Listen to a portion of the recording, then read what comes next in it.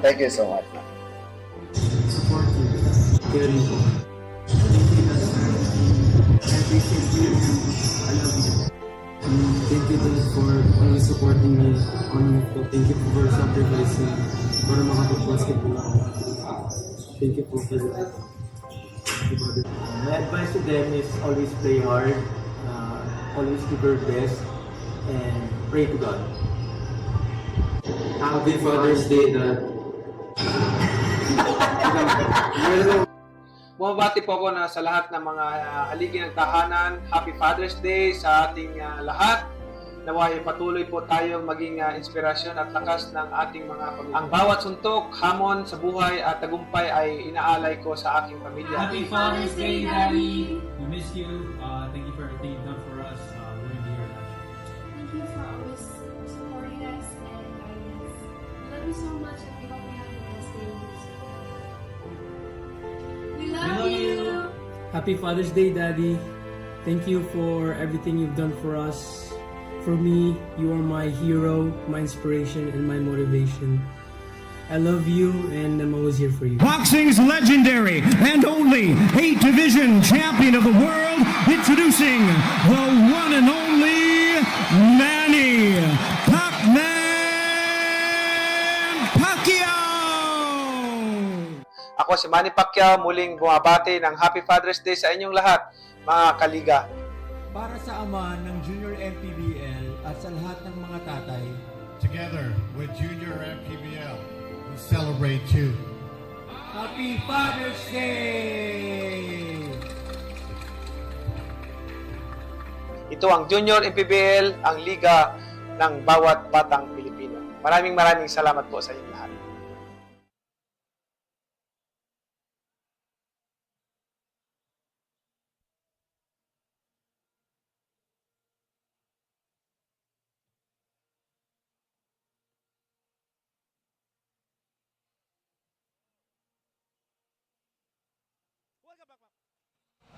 Welcome back mga kaliga. This is the continuation of your Junior MPBL Season 2 as we are coming to you live once again in the Banana Court here in Las Piñas City for the continuation of our 6-game Tuesday special between Mandaluyong and San Juan. This time it will be in our 16 under division. Can Mandaluyong avenge yung mga kuyas nila in their 18 under division as San Juan takes the first game in the 18 under division. Meanwhile, this is our 16 under division, still with two teams with a 2-1 record here for the 16 under division, Mandaluyong versus San Juan. Magandang hapon sa inyo mga kaliga. My name is Roy Sacote. Together with me is Eman Cabiles, and on the sideline naman is Daphne Cristobal. So, Eman, what a great game that we have. Again, still the same like in our 18 under when we started.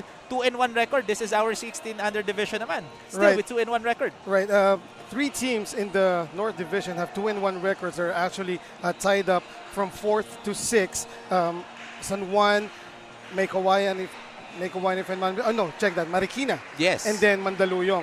And this game is important because dyan na magugulo yung standings natin na tatlong teams from 4th to 6th parehong 2-1 records. Meanwhile, tingnan po muna natin itong Mandaluyong Junior Microsmith. They won in their last game versus the Valenzuela Progress, and in that game, rebounds ang nagpanalo kung tutusin. Spelled the difference for Mandaluyong, who won 77-68 versus the Valenzuela Progress. Also, they had more second chance points. No, in that game, Adrian Seria of Mandaluyong Junior Microsmith had 24.6 rebounds and 5 assists. So, sobrang laking bagay nun si Adrian Seria. Samahan mo pa yung teammate niya na si Sean. Oh, check that. Julian Villano Julian and si Villano. Elijah Ibanez. There you go, si Julian Villano. And para dito naman sa Makabagong San Juan Mighty Warriors, it's a different story as they lost to Bulacan JT Taipan 70-66. It was a close game, heartbreaking in fact. Pero again, rebounds spelling the difference in that game. Bulacan had 50 versus 35 rebounds lang nitong San Juan. And also second chance points 24-12. So San Juan giving up a lot of second chance points to their opponent. Yes. However, a bright spot para sa San Juan, Sean Lucido had 17 points, 3 rebounds, 2 assists, 4 steals, and 1 block. Yes, together with Wayne Nonato, Rob Celis, and si Chester Tulabut. So again, that was San Juan's first loss in the competition. That's why etong dalawang kupunan natin between Mandaluyong and San Juan still has 2-1 record, and again, still the same, like they're 18 under Kuyas, na they're looking for their third win in the competition, and I know everyone's looking forward to this ball game. That's why we will now turn it over to our venue announcer, Gerald Kagawad Balong Rosetes, for the starters of the ball game.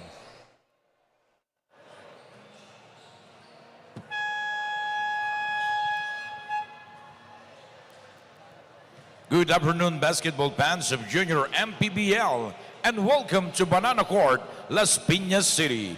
The basketball action continue. And now, 16 under. We're live on the official Facebook page and YouTube channel of Manny Pacquiao's Junior MPBL Season 2. Ang liga ng bawat batang Pilipino. It's a battle between Mandaluyong Junior Microsmith versus Makabagong San Juan Mighty Warriors. Let's meet the starters first from your Mandaluyong Junior Microsmith. Guard number 1, Saria. Shooting guard number 10, Biliano. Forward number 4, Ibanez. Power forward number 3, Espiritu. Center number 0, Curva. Head coach of Mandaluyong Junior Microsmith is Coach Benji Diswe. Assistant coach, Yong Kedekisa. And team manager, Mark Herrera. And now, time to meet the starters of Makabagong San Juan Mighty Warriors. Guard number 15, Raroma. Shooting guard number 3, Angoloan. Forward number 18, Lucido. Power forward number 11, Pudoran. Center number 19, San Benaventura. Head coach of Makabagong San Juan Mighty Warriors is Coach Britre Roma, assisted by Ricky Alcantara, team manager Ren Ritualo. The game's official at this match, your crew chief Nino Perez, umpire 1, Bon Racho, umpire 2. This is our Dorite starters of the ball game. Once again, this is our Dorite starters of the ball game. For San Juan, it's going to be Raroma, Luan, Lucido, Fudotan, and Buenaventura. And for Mandaluyong, it's Seria, Villano, Ibanez, Espiritu, and Curva. Once again, this is Roy Sacote together with Eman Cabiles and Daphne Cristobal on the sidelines. Both teams still the same story as we started our 18 under division earlier, looking for their third win as they are now in a 2-1 standing. Etong 16 under division for San Juan and Mandaluyong. Right. So as the start of the first quarter, first possession goes to San Juan. So San Juan in their previous game, they lost their first got their first loss against JT Bulacan Taipan 70-66. And sayang, 46 seconds left in that game versus Bulacan. Dwayne Nonato was able to tie it at 66. Pero hindi napigilan nitong Makabagong San Juan si Gerald Bautista of Taipan, Bulacan, who got an offensive rebound and a putback floater against, and after that steal or turnover by Rob Celis. Yes. So Rob Rainier Celis. I think we have to be clear on that. Rob Rainier Celis. Baka ibang Rob Celis. Right. Maisip ng mga kaliga natin. Pero that's their first loss, no? And they got out-rebounded. And they have so many notable players na nandun. Si Sean Lucido with 17 points, 3 rebounds, 2 steals, and 4 steals. That's a miss for Mark Angoluan. Right. So both teams still looking for their first shot here. As that's another miss this time. So for Mandaluyong naman, they're looking to bounce back kasi they want to avenge yung mga kuyas nila, no? Kasi natalo yung Mandaluyong Mandaluyong Junior Microsmith in their 18 under division earlier. Right. As first bucket of the ball game goes to Sky Curva. There. Sky Curva. In their last game against Valenzuela, talagang he manned the paint like a great white shark. And sabi nga namin ni Coach Noy when we covered that game in Cavite, all we were waiting for was a skyhook from Sky Curva, and then we'll all go home because yeah, he was playing very smooth. No, even if he's the center basically. Yeah, andun yung bangga pero more finesse in the movements of this young gentleman right there. As ito, early substitution here for San Juan with 16 seconds remaining. They're up by 1 point in this ball game. And going back to the last game of San Juan, yun nga, a lot of, well, in today's game of basketball, sobrang laki ng premium sa 3-point shot, no? Pero the rebounds is still very, very important. It's still very, very important, and that actually spelled the loss of San Juan as they allowed an offensive rebound in the dying seconds of that game. Oh, and there was a foul in the act of shooting from the 3-point land. So Adrian Seria will go to the line to shoot 3 free throws. Right.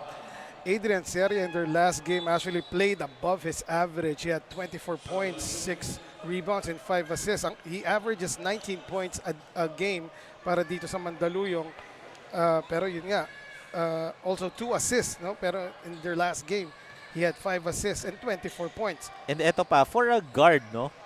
He's averaging 4.7 rebounds per game. Mo ng 5 pa. Oo, para lang mas specific, di ba? Right. Gawin mo ng 5. Hindi na nira-round off eh. No, gawin mo 5.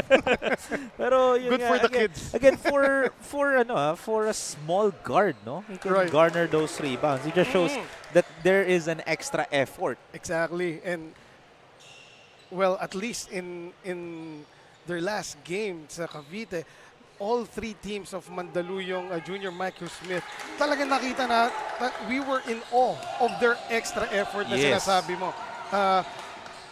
Yun nga, nabanggit natin kanina. Some of the teams that played in there, especially no 18 and under, were down several guys, no?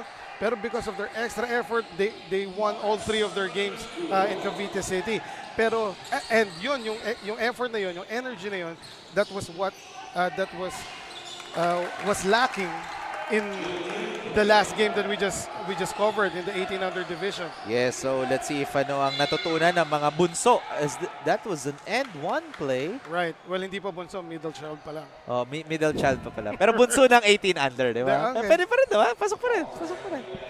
So look at this end 1 play right here for our pound for pound fitness. Foul counted for Sean Lucido. Right. And he'll go to the line to shoot his bonus free throw. Very, very important for Sean Lucido of San Juan to start strong in this game, especially against Mandaluyong, who we expect to pressure him at every turn. As there was an offensive rebound, and Mark San Benaventura was able to sink that one in. That's why San Juan are now up by 6 points. 5 minutes and 55 seconds remaining here in this ball game. Right. San Juan, I'm seeing like it's the same story, no? Every time they're getting their offensive rebounds, nakaka-easy conversion kagad sila against Mandaluyong. However, on that play, Mark Angoluan stepped out of bounds. The ball goes to Mandaluyong Junior Microsmith. And so far, the strong start that San Juan needs against Mandaluyong is working, is there. Kasi mahirap to play catch up in every game, no? Especially against this Mandaluyong squad. Nakikita mo yung hustle ni Adrian Seria na yun? Yun yung sinasabi nating extra. Because of that extra effort ni Adrian Seria, he forced, I'm not saying Adrian Seria forced San Juan to commit a turnover. That was actually a 2-against-1 disadvantage over Adrian Seria. Pero isipin mo, dalawang players na pressure niya, mag-isa lang siya. Grabe. Persistency pays off as that's, I believe, 3 free throws once again for Mandaluyong. This time for Julian Villano naman. Pero same haircut kasi sila ni Adrian Seri. Oh, right. Halos Yeah. same, eh. Yan yung uso ngayon eh, The no? Fro Brothers. The Fro Bros, di ba? The Fro Bros. The Fro Bros na tinatawag. Right. Okay, move on from the hair. Parang same rin kayo ni Coach Noy ng, ng haircut. we're the LED bros. The LED Bros. Right. Ito yung mga uso ngayon, no? Especially in the US. Napapansin ko, ganyan yung mga usong hairstyle ngayon. Iba, pwede ko na rin sabihin na, iba na talaga yung mga kabataan ngayon, no? Pwede ko na sabihin yun. Pwede ko na, kasi 19 na ako eh, di ba? Okay. Naintindihan na ng mga kaliga natin. As we saw earlier, Coach Yong Katekista, as they are trailing by 6 points here. Right. And of course, Mandaluyong, Junior Microsmith want to get their two best players going. Talking about Villano and Seria. And Celis now in the game para sa Makabayan. Almost losing it, huh? But a short miss for Mikhail Dagumanpan. Grabe. The confidence of this kid releasing that transition 3. But denied by Yes. Mikhail. With the spin. Oh, that's a hard fall. And our official signaling an unsportsmanlike foul. Oh, there was. Yes. I believe that's on Rain Kamingawan, but we need to double check because that was a hard fall after yung spin move dito ni Sean Lucido. Oh, correction, that's on Elijah Ibanez rather. Right. That's on Ibanez. So our officials are reviewing that last play kasi yun nga, I thought that was another player, but that's Elijah Ibanez who initiated that contact against Sean Lucido. Kasi yes. yung chest ni Sean Lucido, in-extend niya no? Well, ni Ibanez. Ibanez rather, Right. Ibanez. The thing is, Ibanez was expecting the contact as Sean Lucido was driving hard to the bucket. And then when Sean Lucido spun, Ibanez's left arm was still raised high as a defender would do. And yun nga, tumama yung siko nitong si Ibanez sa mukha ni Lucido. Saktong-sakto at the end of the spin. And after the review, I heard it from our game announcer that instead of an unsportsmanlike foul on Elijah Stan Ibanez, they upgraded it to a disqualifying foul. Really? That's what I heard. That's what our game official Gerald Rosetes mentioned.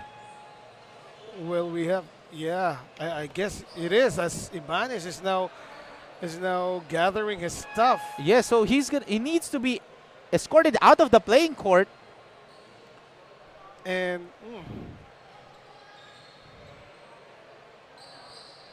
he just, the thing is, I'm sure the referees have judged that play because, like I said, Ibanez was expecting the contact with Lucido driving hard towards him, and when he extended his chest, and ayun na nga, what he didn't expect was the spin. yes. And because of that spin, yun nga, sumakto yung face nitong si Lucido sa elbow nitong si Ibanez, who was raising his arms for defensive purposes. As you can see, our Marshall escorting Elijah Ibanez out of the playing court because of that disqualifying foul. And Elijah Ibanez, in their previous game, he played for 35 minutes against Valenzuela Classics. He scored only just 4 points, but Right. he garnered 12 rebounds and got 3 steals. Right. Elijah Ibanez is actually averaging 5.7 points per game or 6 points per game, 10 rebounds per game, 2.7 assists per game, and 2.3 steals per game. So yun ang mawawala dito Yes. for Mandaluyong Junior Microsmith. Those 10 rebounds per game by Elijah is crucial para dito sa Mandaluyong Junior Microsmith. And as we see Coach Katekista livid. Not just the stats, but also the impact on the floor kasi there are so many plays that he can do. Now, hindi naman lumalabas sa stats. Setting up screens, Yes. denying the ball, or intimidating the offensive players, yun ang mawawala dito. That's why back-to-back shots kaagad ang San Juan dito inside the paint. Right, of course, Elijah Ibanez is basically a glue guy, an energy guy for Mandaluyong Junior Microsmith. He does the intangibles for this team, and they will sorely miss him in this game. As you said, partner, he got slapped with a disqualifying foul. And this is just the first quarter, ah. Right. Grabe. Lots of actions going on right now as we take a look at the coaching staff of San Juan. As another and one opportunity here. Everything is falling right now for Makabagong San Juan Mighty Warriors. Right. Ito yung as Nonato was able to convert that one in. Dwayne Nonato with the pound-for-pound fitness foul counted. Grabe, Nonato tas pound for pound, ha? Parang ibang Nonato yung nasa isip ko. Siya ba yung si Donaire? Ayan. And Dwayne Nonato once Dwayne, again. Diba? Ito yung nasa isip ko, Dwayne Nonato na nakakuha ng pound for pound. Right. Pero since meron tayong timeout break dito, Mandaluyong still finding a way to bounce back here in this ballgame with 3 minutes and 25 seconds remaining. We'll be back, mga kaliga, after this.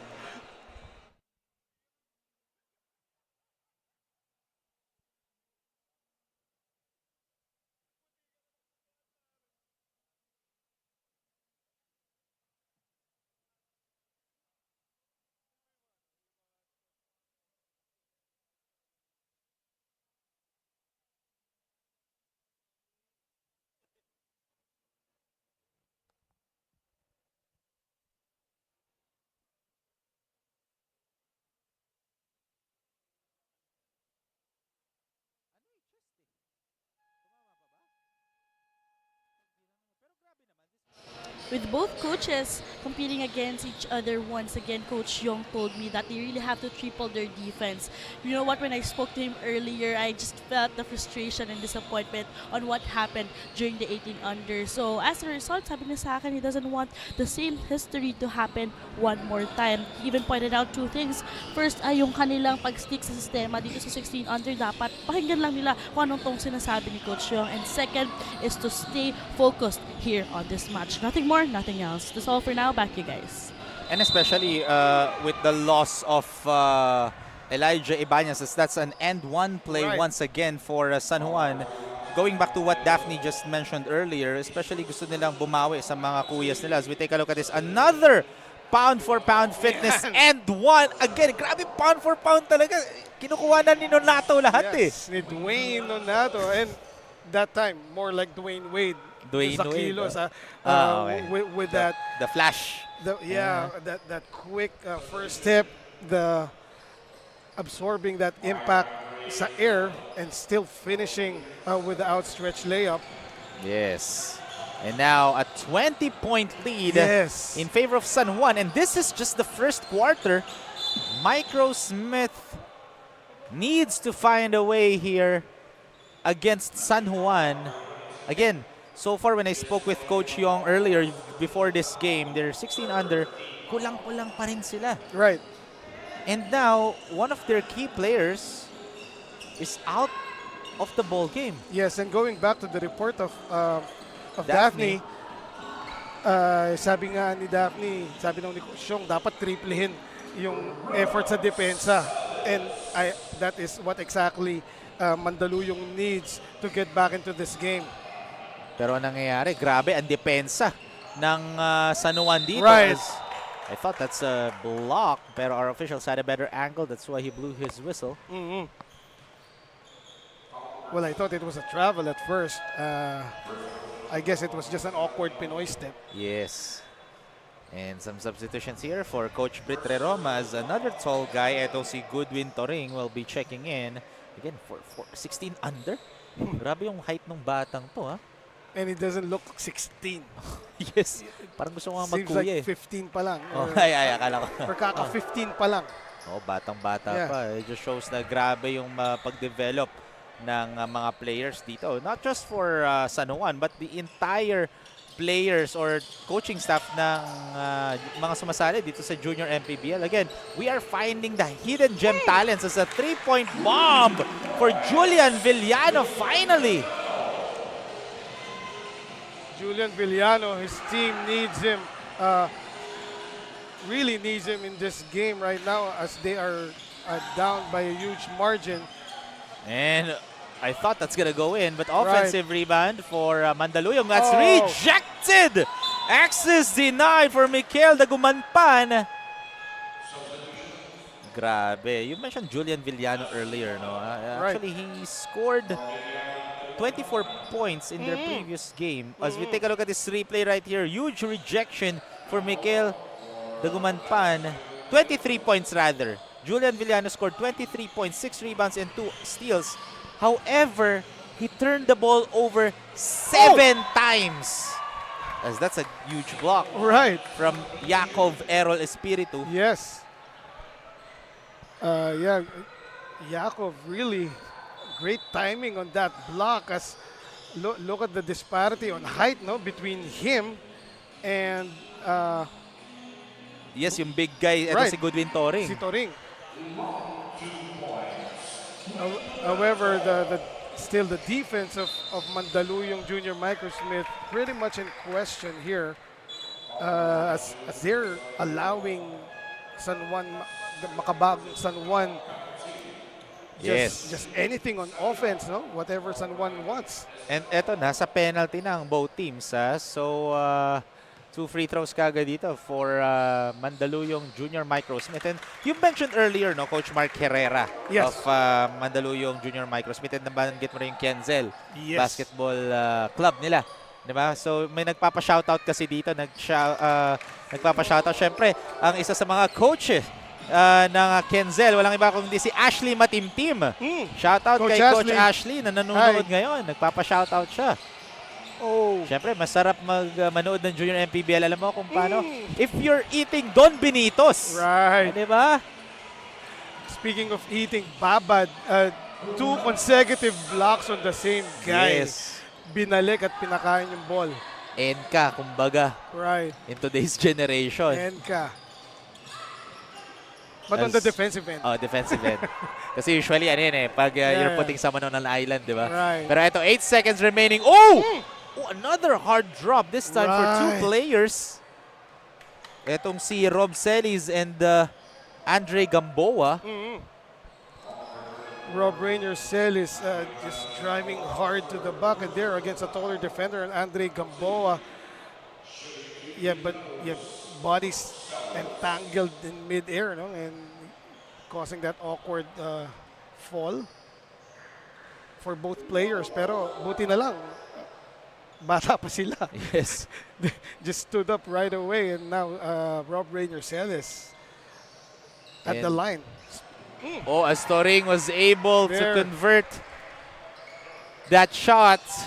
And even if Goodwin Toring was blocked in his attempt earlier, that putback naman, talagang you can't teach 7 feet. Yes. Dinaan sa tangkad. Pero eto, at the end of the first quarter, our score 36-13, a huge lead already in favor of San Juan as we take a look at this first quarter highlights. So far, San Juan are on a roll right now. Everything is connecting within their vicinity. Meanwhile, for Mandaluyong, they need to bounce back. They still have the second, third, and fourth quarter to bounce back and to find a way here in this ball game, as that is our first quarter score, 36-13.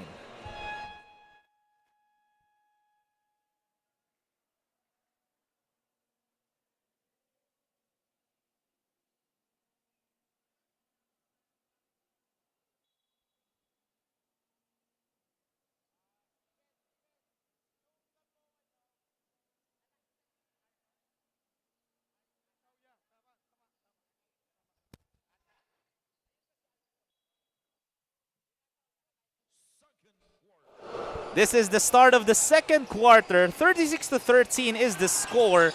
What a huge performance already for San Juan. However, a quick three-pointer for Adrian Seria.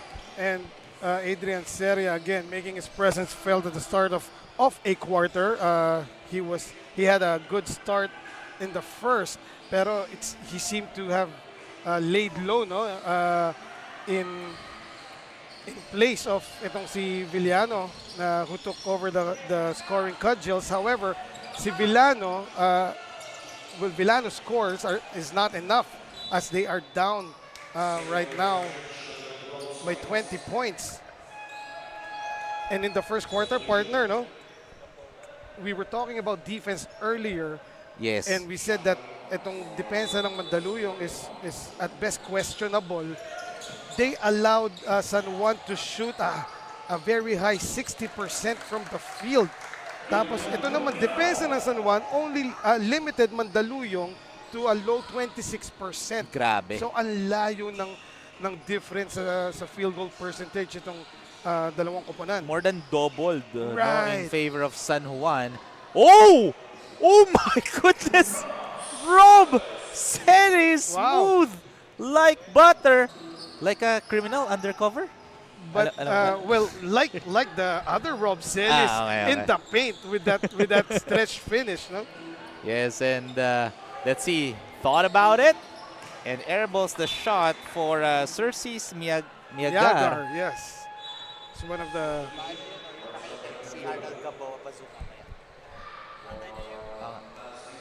So 38-18 is the score. Just 20-point ball game for San Juan.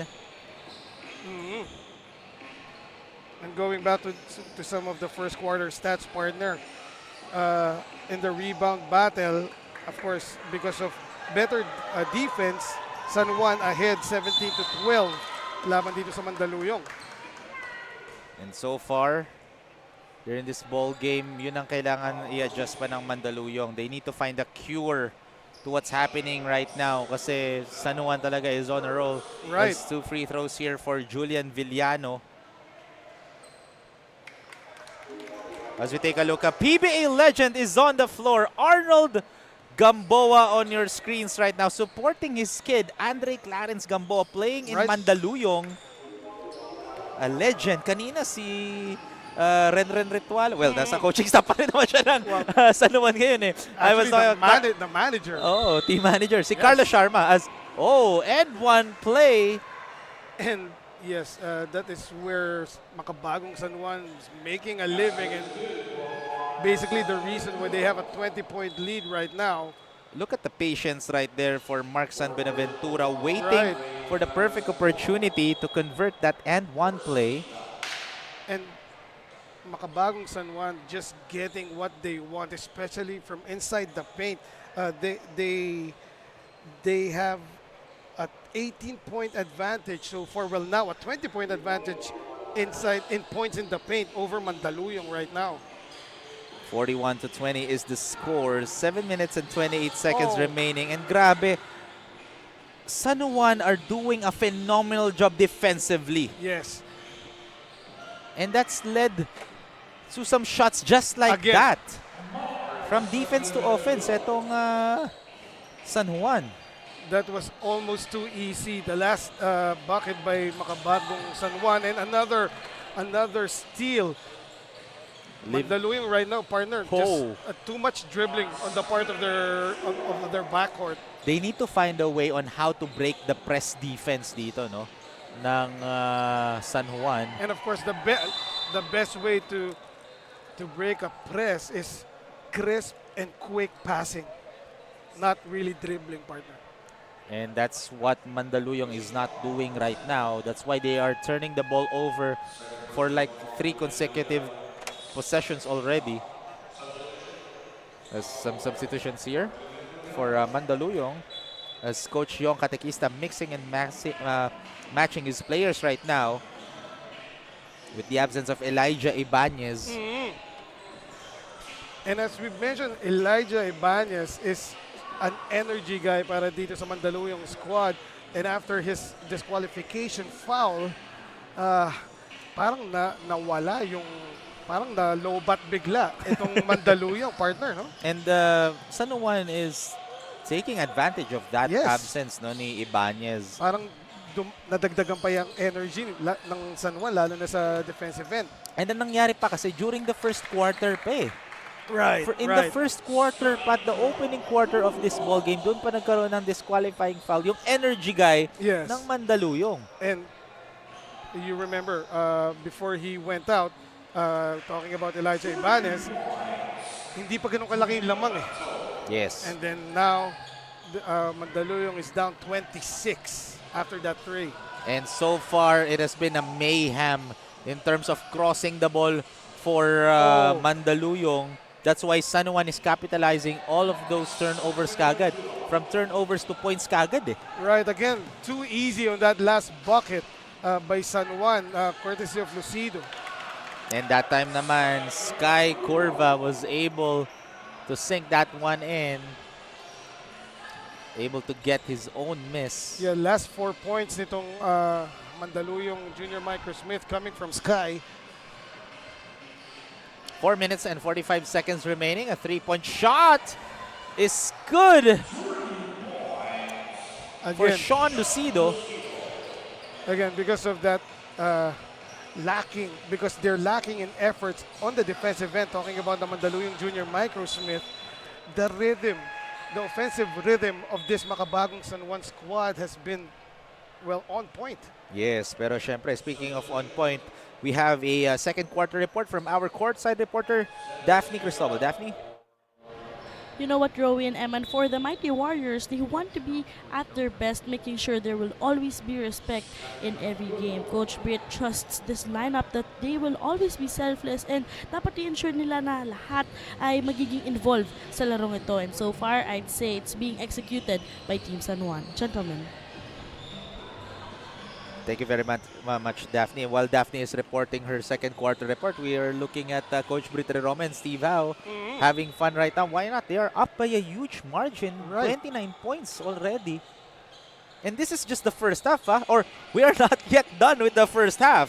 Exactly, partner. And you know what? At the start of this game, when I was looking at their previous games and getting ready for this broadcast, I did not expect this, partner. I thought it's going to be a close game. Just like in our 18 under division. Right. And siguro kaya hindi ako laging analyst.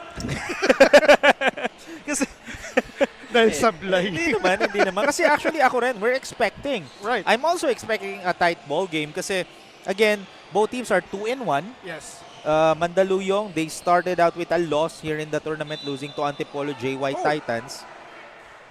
As there's an end one play for Sean Lucido.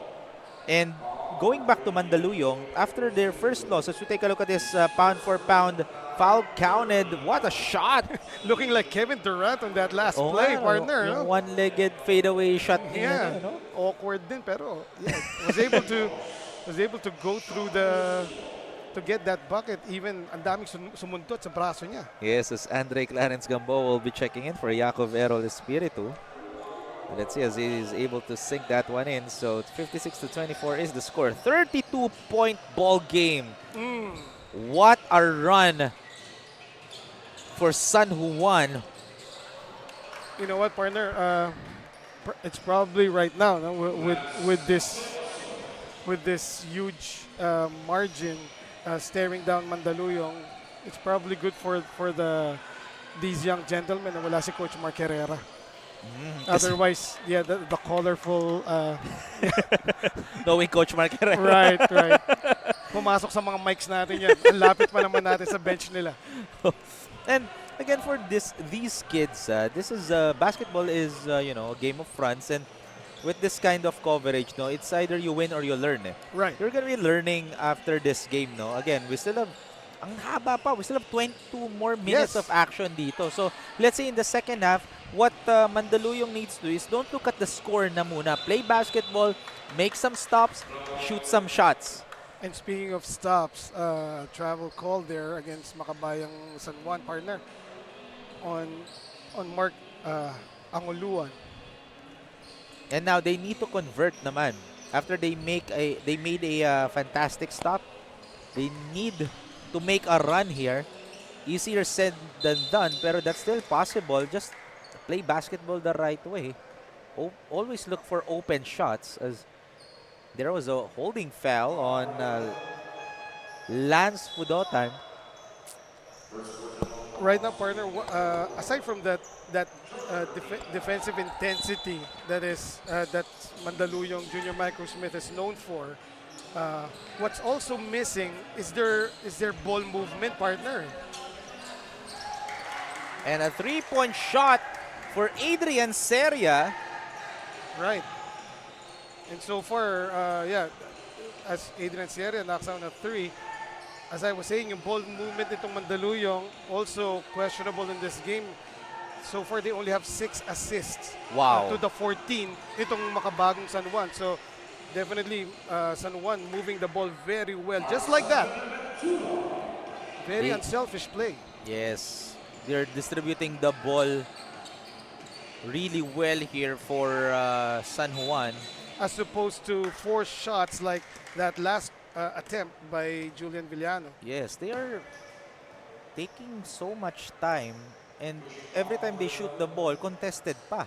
Right. Etong Mandaluyong, pero lucky break here for Adrian Seria. He was able to draw a foul in the act of shooting. That's why he's shooting 2 free throws. However, he misses the first. And that is why we mentioned earlier yung mga shoots ng San Juan, yung mga baskets nila seems too easy, and that is particularly because of their very good ball movement in this game. At syempre kung wala kung kulang yung defensive effort ng kalaban mo, mas mabilis mong maiikot yung bola. Yes, and 0-for-2 pa doon sa free throw si Adrian Seria. And that was the perfect time, no, to shoot those shots kasi nakatigil yung oras and you have the opportunity to score. Pero eto, less than 1 second remaining. That shot will count. And that is the end of the first half. A dominating performance already. I can't believe that this is just the end of the first half with this kind of lead. Right. 58-29 is the score. Literally dinoble ng San Juan dito ang production ng Mandaluyong. And we'll be back, mga kaliga, right after this halftime break.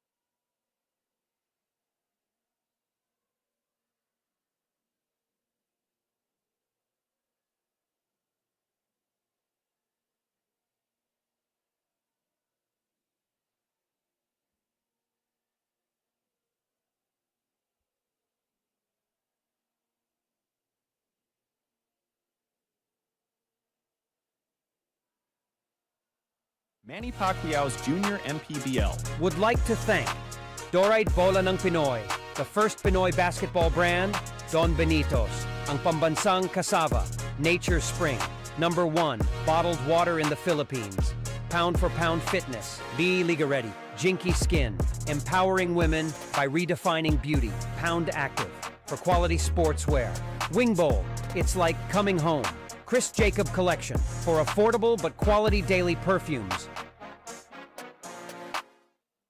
Welcome back, mga kaliga, to Manny Pacquiao's Junior MPBL Season 2. As we take a look at this halftime highlights so far, Makabagong San Juan Mighty Warriors are on a dominating game against Mandaluyong Junior Microsmith with a 29-point lead, 58-29 coming into the second half. Care of the dominating performance of all players. Everyone is, I can't say anyone is stepping up kasi lahat nag-step up eh. Right.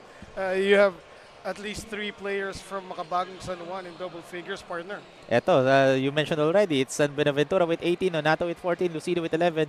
Meanwhile, for Mandaluyong, only 1 player with double-digit scoring. Etong si Villano with 10, Serio with 8, and Curva with 6. So yun ang mga kailangang ayusin dito ng Mandaluyong is sino pa or all players needs to step up for Mandaluyong Junior Microsmith. Pero hindi lang yon. We have our Chris Jacob Collection fan of the game right now, ang naggagandang fan natin. This is our Chris Jacob collection. New generation air freshener room and linen spray is your everyday essential partner in keeping your surroundings feeling fresh, disinfected, and hotel-like. Experience a sense of royalty with Chris Jacob Everywhere Sprays. So, grabe, napakabango na dito sa venue. May mga naggagandahang fans pa na mga nanonood. And mga poging panels, poging FDs, poging magandang courtside reporter, and poging mga director natin, mga taga-DND, no? And mga poging cameraman natin. Okay. Okay, let me stop you right there, Mr. Disney. Bakit? Disney, I can show you the world. Pero ayun o, pinakita pa mga poging. Inarangan tayo ni Nonato yung mga poging mga panels natin, di ba? Iba yung perspective nitong partner ko na si Rowie. Parang galing Disneyland lagi. So everything's beautiful, everything's bright. Yes, di ba? Sabi nga, I can show you the world. There you go. Pero speaking of, yes, San Juan right now is showing that they are one of the teams that all of the 16 under need to watch out for. Especially grabe ang performance nila against Mandaluyong. Again, Mandaluyong started out with their first game with a loss, pero after that one, puro mga panalo na after with their game against Rizal, with Valenzuela, lahat panalo eh. Pero let's talk about yung first half performance dito ng both teams. all right.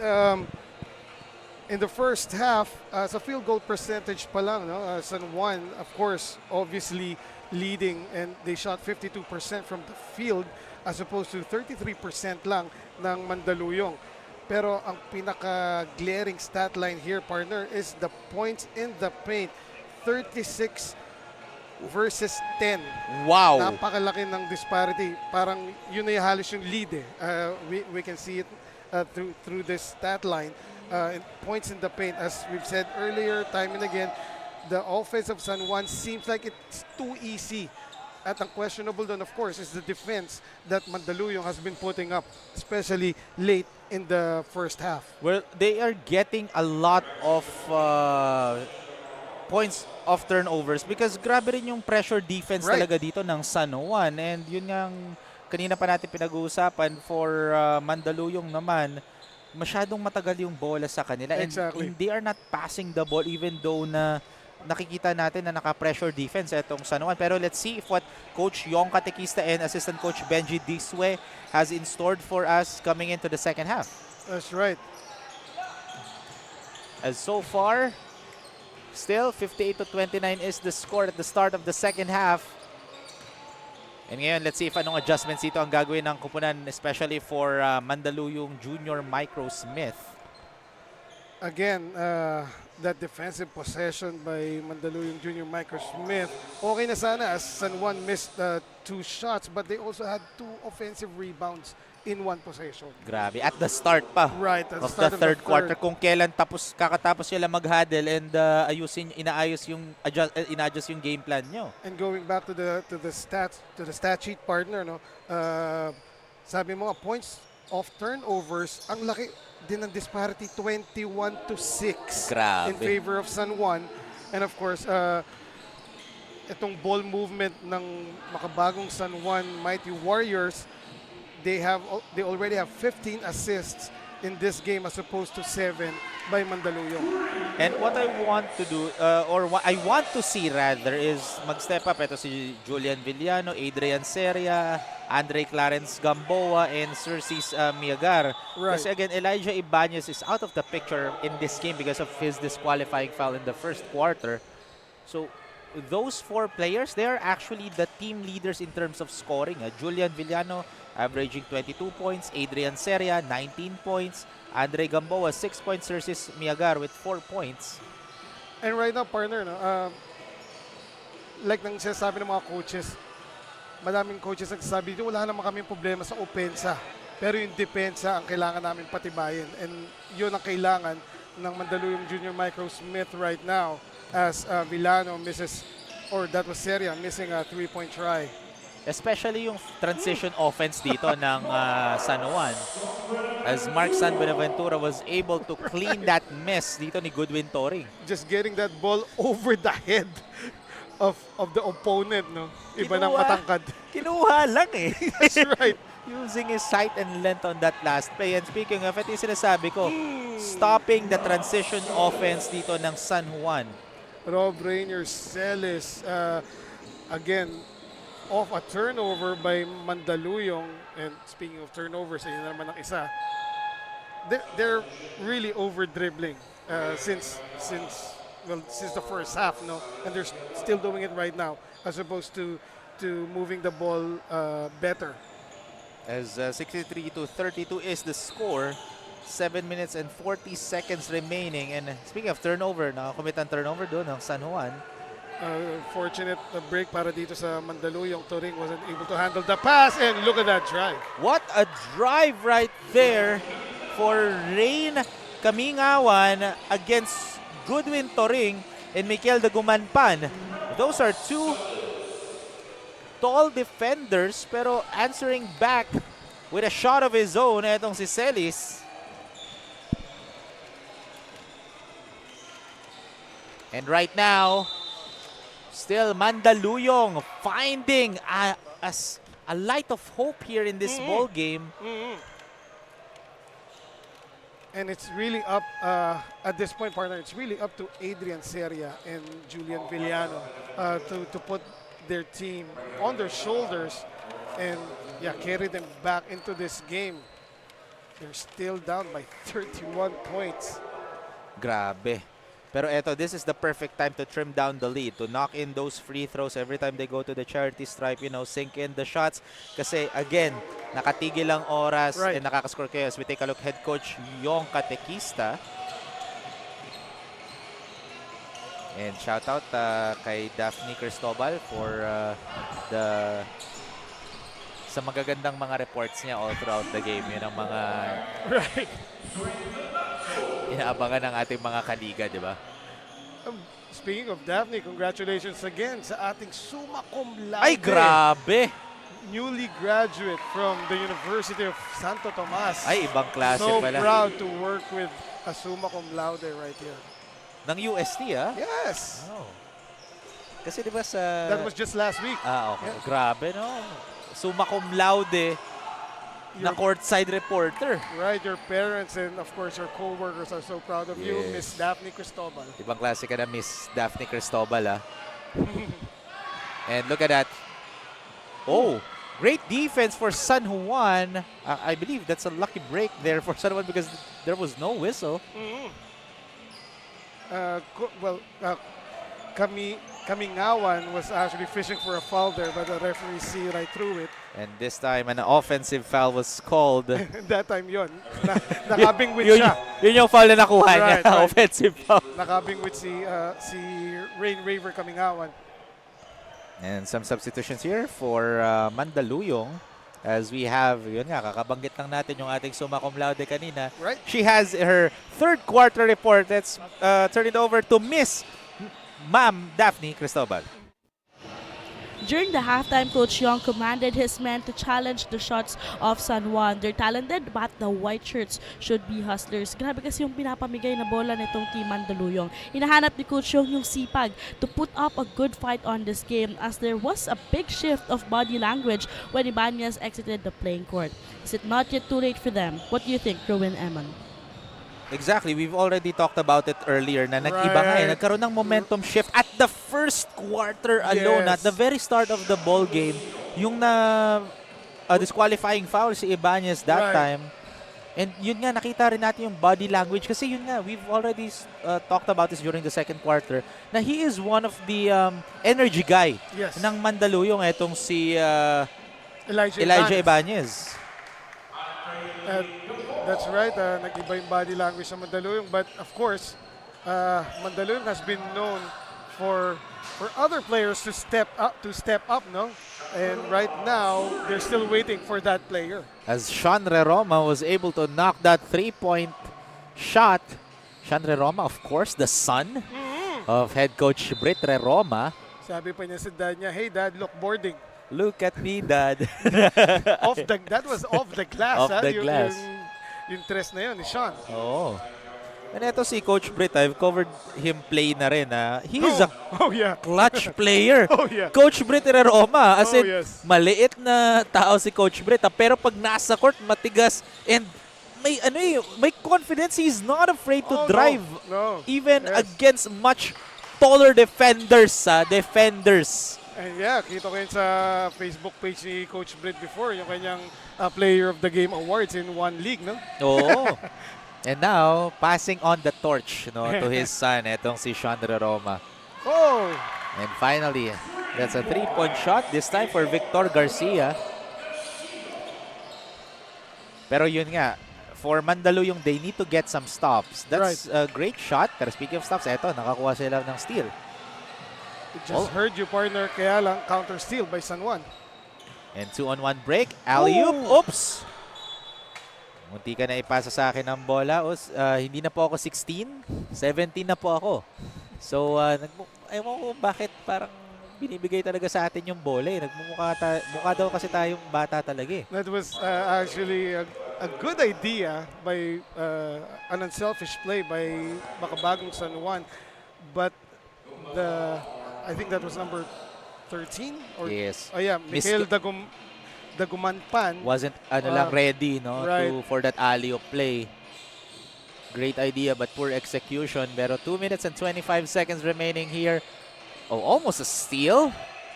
Passes it. That's a 3-point shot short for Mike Esmeralda. And that's going to be 2 free throws here for Mandaluyong. And that sipag na na-mention ni Coach Yong, partner.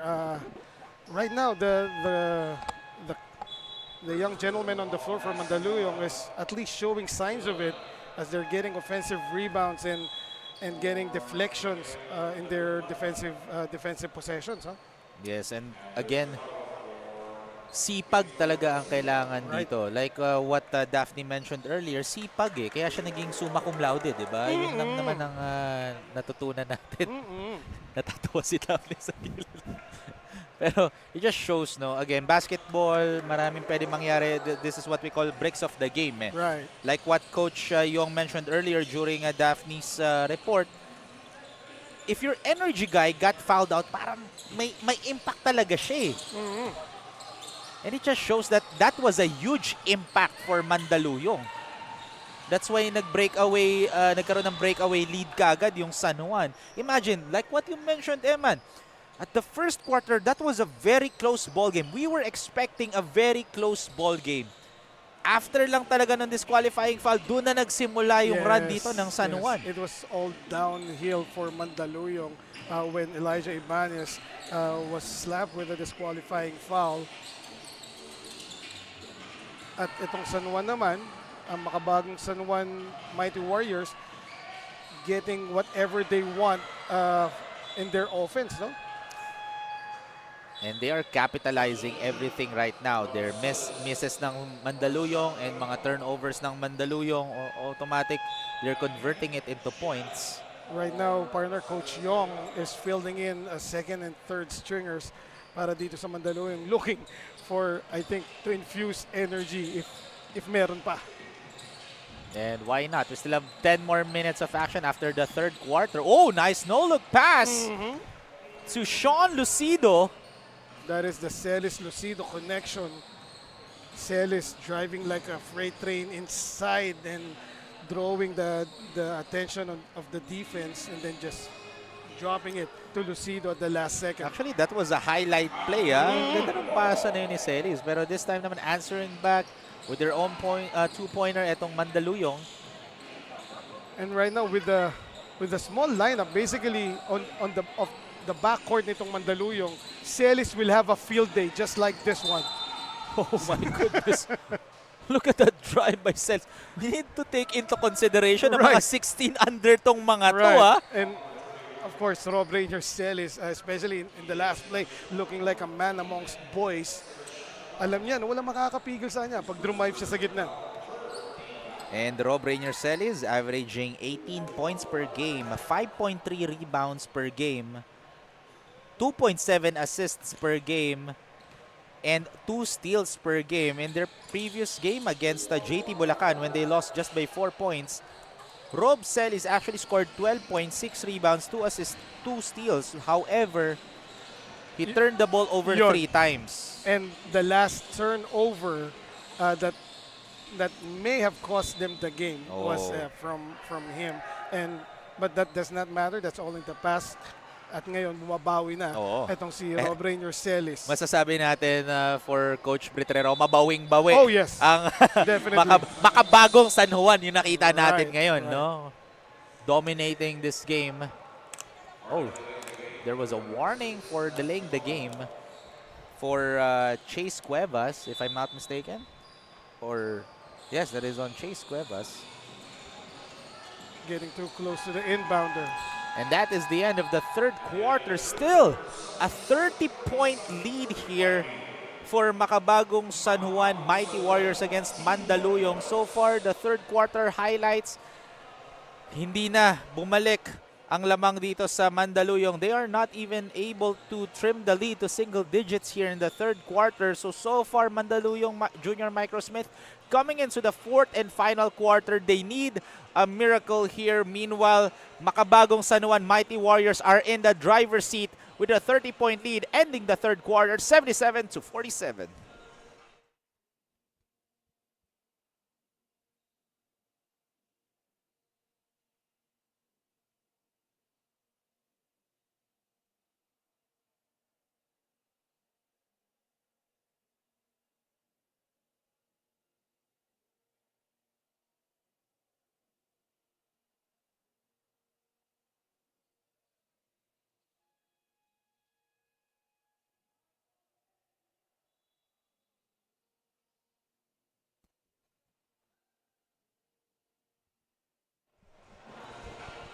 Welcome back mga kaliga to the continuation of Manny Pacquiao's Junior MPBL Season 2, ang liga ng bawat batang Pilipino.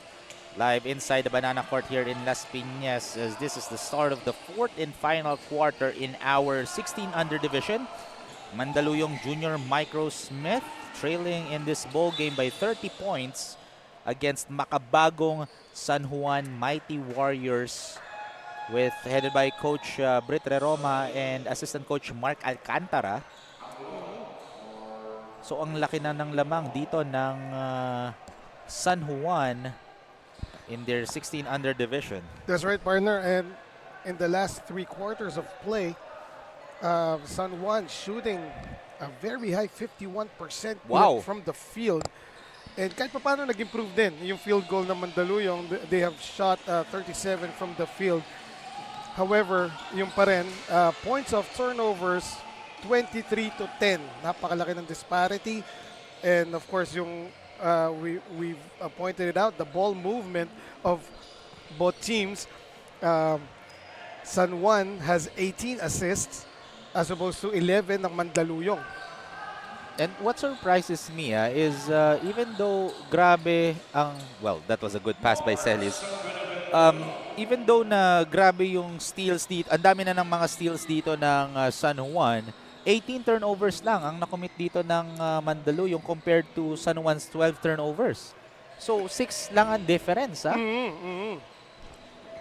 However, it just shows na even though every turnover na nakokomit ng Mandaluyong dito, San Juan is able to make some shots, no, after getting forcing a turnover against Mandaluyong. That's right. And ngayon, kahit pa paano, I think Mandaluyong will try one last push, partner, as at the end of the third quarter, second and third stringers na players ang pinasok ni Coach Yong. But right now, the first 5, the starting 5 is back on the floor. And talking about Villano and of course itong si Seria. Yes, so ito ang kailangan ng Mandaluyong, a miracle. However, bilog ang bola. Speaking of, right on cue, 3-point shot for Adrian Seria. This is one of the guys that needs to step up. However, lucky break right there for Mandaluyong. Because that was a gorgeous pass, a look-away pass by Brix Caranto. As Villano shoots a 3, can't get it to fall. There is again. What a pass to Rob Celis. touchdown, partner. What a pass by Football pass, no? Yes, Brix Carato. If I'm not, is that 2 or 7? Grabe. Oh, that was Dwayne Nonato. With a 1-2 punch, yes, no? that's Dwayne Nonato. Yes. 1-2 punch connection. Grabe yung pasahan nun. You know how perfect that pass was, kung gaano ka-accurate. Yes. Dumaan pa sa kamay ng kalaban at sumahakto. Pinaganda niya pa eh. Right. Gusto niya umasa pa yung kalaban kasi dumaplis yung bola eh. At saktong-sakto sa kamay na tumatakbong itong si Rob Rainier Celes. Yes, and right now increasing the lead to 33 points. San Juan, even though they are up by huge margin, they are still playing like parang tight ball game or parang sila pa yung naghahabol. It just shows respect, and the right way to play basketball. Kasi there are some teams, I'm not saying, I'm not gonna say any teams, pero there are some teams from different leagues na even though malaki yung lamang, naglalaylo na eh. Nagre-relax na. And doon nakakahabol yung ibang teams. Pero dito, if you have a great coaching staff, and Coach Brit Roma and the other coaches like Coach Renren Retualo and Mark Alcantara and the others, nakikita mo yung maturity nila na even though malaki lamang natin, you still need to play basketball. Bakit? Kasi we can practice some plays, you can practice kung ano yung mga natutunan natin during trainings, just like that. However, na-reject doon ni Padre Juan. Oh. Yes, good timing and the help actually, the recovery. Itong si Padre Juan, number 18. But Yes. but before that, ang ganda na naman ng low-away pass eh. from San Juan player si Sean Reroma, Coach Britz's son. Kaya lang Padre Juan was there for the defensive recovery. Pero nakashoot pa rin itong San Juan. Yes, so let's see. Right. 85-50 is the score. Mas lumalaki ang lamang dito ng San Juan. There was a whistle. Oh, foul! Called for the foul. There was Nazi Baba. They thought that it was a clean block, but of course, ang layo natin dun sa action. Referees a lot closer. Our officials had a better angle, so that's why they blew their whistle. So that's gonna be 2 free throws dito for San Juan. That's gonna be Padre Juan. And partner, you mentioned kanina, itong San Juan still playing as if the score is close, no?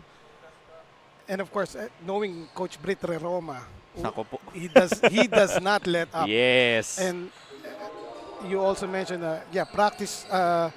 This is a very good time for a team to practice their plays, and of course, not to develop the habit of complacency, partner. What a drive for Rob Celis. Rob Rainier Celis, sumakay ka pa. No fear in his eyes in front of a Mandaluyong defender. Actually, meron pang small smile sa corner ng kanyang mouth. Grabe yun, ha? May smirk. Yeah, while up in the air. And ito, another fast break opportunity here. And, I thought that's going to be an end one Right. pero that's a strong drive for Sean Lucido. Sean Lucido thought it too. Naghanap siya ng foul after converting. Speaking of Lucido, I need to ask if kaano-ano niya si Amiel Lucido. I need to double check on that one. Last name kasi Lucido. Lucido is the reigning MVP of the NCAA men's basketball team. There he is, right? Once again, too easy para dito sa Makabagong San Juan in terms of getting their shots. Oh, what a shot.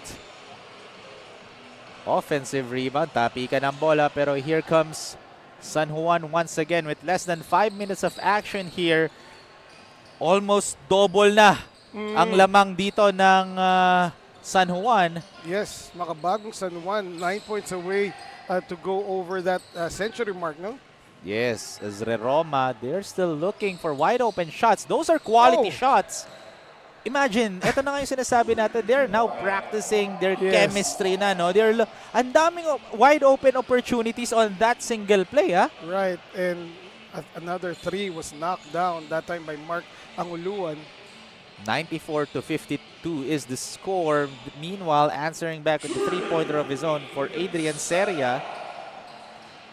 So for Mandaluyong Junior Microsmith, this is one of the games that they need to bounce back from. Kasi they need to figure out what happened no in this ball game. Ano yung nangyari? Kung bakit sila down by huge margin against San Juan. That's right. And yeah, talking about the body language, parang this game is over once, you know, even before the third quarter ended, partner. No? Yes. Actually, even for me, even before the third quarter started. Okay. Kasi ang laki nung lamang na talaga yung body language. Oh yeah, halftime it was a 30-point lead, no? 3 minutes and 48 seconds remaining, and there was a whistle by the officials. So after this game, we'll be in our 14 under division. Right. As eto kabaliktaran naman from the 18 and 16 under division. Even though maganda yung record ng 18 and 16 under division ng dalawang koponan ng Mandaluyong and San Juan, in their 14 under, it's a different story. Right. Mandaluyong Junior Microsmith 14 under, they are 1 and 2. Meanwhile, on the other end, Makabagong San Juan Mighty Warriors 14 under division are 0 and 3 naman. Right. They are still looking for their first win in this tournament. So magandang laban rin yun kasi both teams wants to make a huge comeback. Well, Mandaluyong wants to continue their winning after getting their first win, no? They Against want to start a winning streak. Yes. Meanwhile, for Makabagong San Juan in the 14 under division, they want to end their losing skid. Of course. So magandang laban rin yun. That's in our 14 under division. And so far, lahat ay yung mga na-cover kong games dito sa Banana Court, kapag 14 and under, grabe yung bakbakan. Oh yeah. Kumpara sa 18 under, Pero, exactly. except kanina kasi ang ganda ng 18 under division natin kanina tight ball game between Mandaluyong and San Juan. So yun ang kailangan nating abangan. Yeah, speaking of the 14 under games, no, last weekend in Tanawan, Batangas, the 14 under game, the last game of that day was actually the one with the most excitement and energy. Talagang nakakashock yung energy. Grabe. Dun sa 14 and under game na yun. And yeah, I'm trying to recall yun nga yun nabanggit nyo na grabe pa yung yung grabe pa yung mga fans. Right. Diba? Even mga 14 under, may konting exchange of words sa mga 14 under. And we were like, hey, bata yan. In the meantime, back at the line now, it's Mikael the Gumampan of San Juan as he got fouled by Yakov Errol. And yes, and eto, pumasok ulit dito si Andre Clarence Gamboa. Right. Again, the son of PBA legend Arnold Gamboa. And tama ka, partner, no? Mandaluyong should not look at the score. As we take a look again, the PBA legend, the 1996 fourth overall draft from the Santa Lucia Realtors and former UE Red Warriors. Etong si Arnold Gamboa. Grabe, I've covered him na rin sa mga 40 and up games. Parang walang nangyari. Parang hindi tumanda Ang galing pa rin mag-perform And madalas kapag naglalaro sila, siya talaga yung star player, si Arnold Gamboa. Right. And right now, we are seeing the next generation of basketball athletes, no? Coach Brit Reroma, naglalaro dito yung anak niya na si Sean Reroma. Arnold Gamboa, Andre Gamboa. As we see Coach Yong Katekista right now, a look of concern as this will be one of the games that they will be saying na they need to bounce back from kasi this is a learning game for them, especially understaffed pa etong 16 under division nila. And of course, Coach Yong will really expect Coach Yong to go hard in practice when these young gentlemen go back to the drawing board in their practice facility, no? Yes. Especially Coach Yong Katekista. Lagi ko nakikita nga yan social media. Ang dami yung mga tinuturuan ng mga bata. And gabi na, minsan umabot pa ng madaling araw sa Marikina Sports Complex. Malapit lang sa amin yun. As we are down to the last 2 minutes of the ball game, it's safe to say Makabagong San Juan Mighty Warriors will get their third win in this tournament. with a 3-1 record. Meanwhile, for Mandaluyong Junior Microsmith, this will be 2-2 for them. Right. So virtually parang 0-2 na ang Mandaluyong against Makabagong San Juan for today's ball game. And nabasag na yung 3-way tie from 4th to 6th place. And of course, Makabagong San Juan will go up. At So, pababa naman tong Mandaluyong. Oh! ang gusto kong mapanood is that's a great drive dito for Yes. Mikel Dagumanpan. Ang ganda, yung mga bunso na, Yes. yung maglalaban. So, Yung mga kuya ang magsusumbong sa bunso baliktad eh. na bawian nyo naman para sa amin. So let's see, kasi ang may panalo pa lang is yung sa 14 under na maglalaro yung Junior Microsmith. Right. Wala pang panalo yung San Juan Mighty Warriors. So Yes. yun ang kailangan nating abangan. Pero so far, again, from the start up until to the finish line, it has been a Makabagong San Juan Mighty Warriors as they crossed the century, or Yes.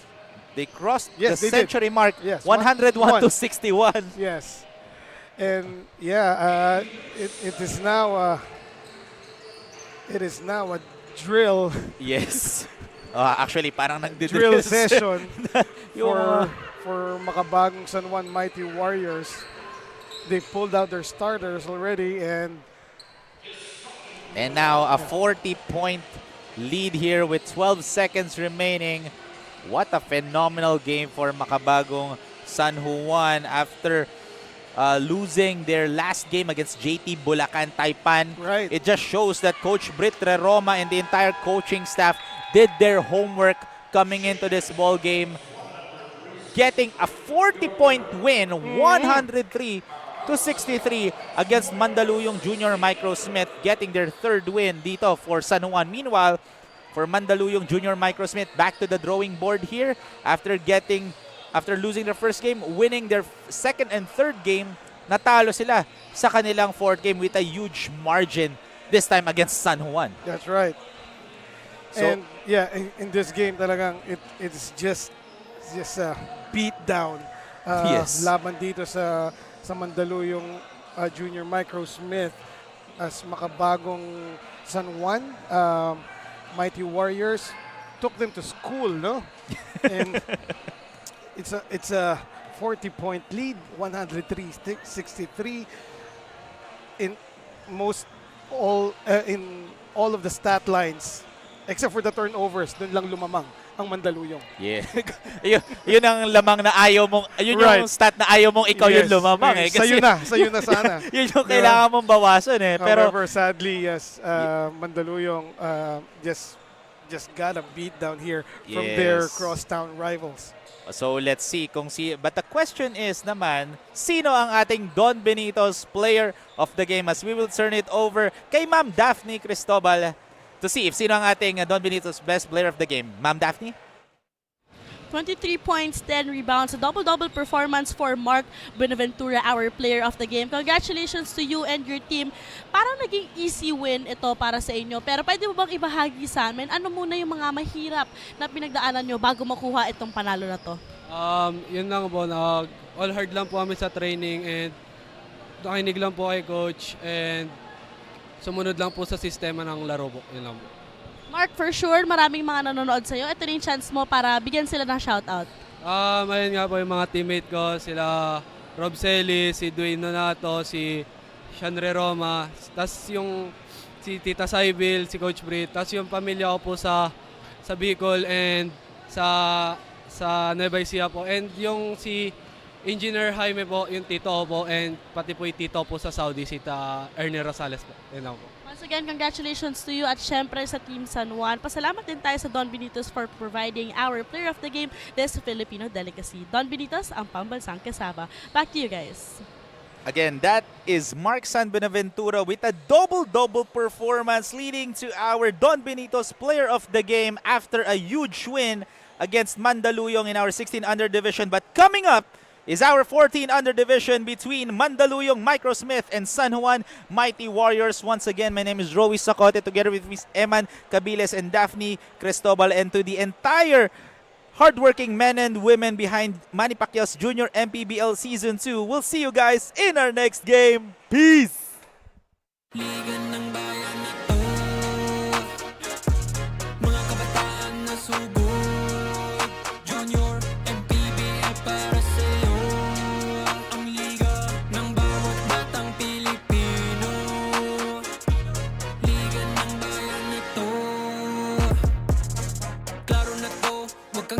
Manny Pacquiao's Junior MPBL. Would like to thank Dorite Bola ng Pinoy, the first Pinoy basketball brand, Don Benitos, ang pambansang cassava, Nature Spring, #1 bottled water in the Philippines, Pound for Pound Fitness, Be Liga Ready, Jinky Skin, empowering women by redefining beauty, Pound Active, for quality sportswear, Wing Bowl, it's like coming home, Chris Jacob Collection, for affordable but quality daily perfumes,